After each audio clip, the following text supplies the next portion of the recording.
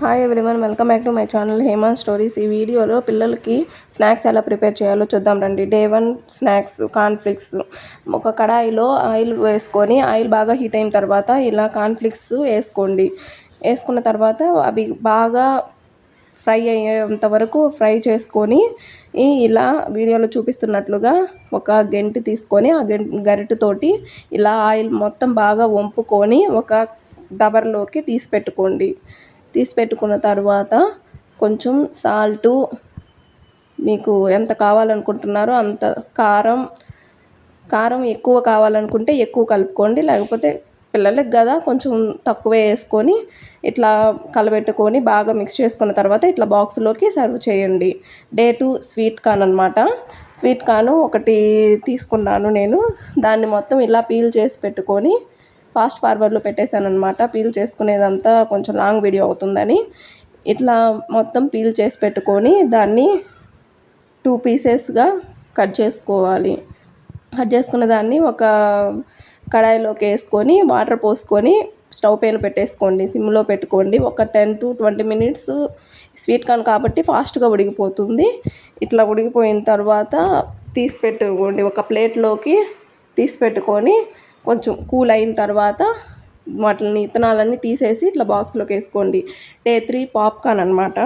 Popcorn ఇట్లా కడాయిలో వేసుకొని ఆయిల్ కొంచెం వేసుకొని సాల్టు, పసుపు వేసుకొని బాగా ఇట్లా కలుపుకొని తర్వాత మూత పెట్టేయండి. ఇట్లా అయిపోతుంది, చేసుకోండి.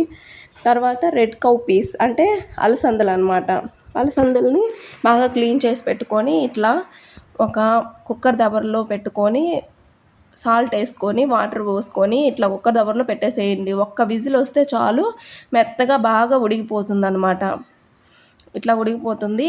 వాటర్ సపరేట్ చేసి పక్కన పెట్టుకొని దాని రసం చేసుకోవచ్చు.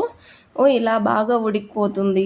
ఈ వీడియోలో చూస్తున్నట్లుగా ఒక్క విజిల్కే బాగా ఉడికిపోయింది కదా.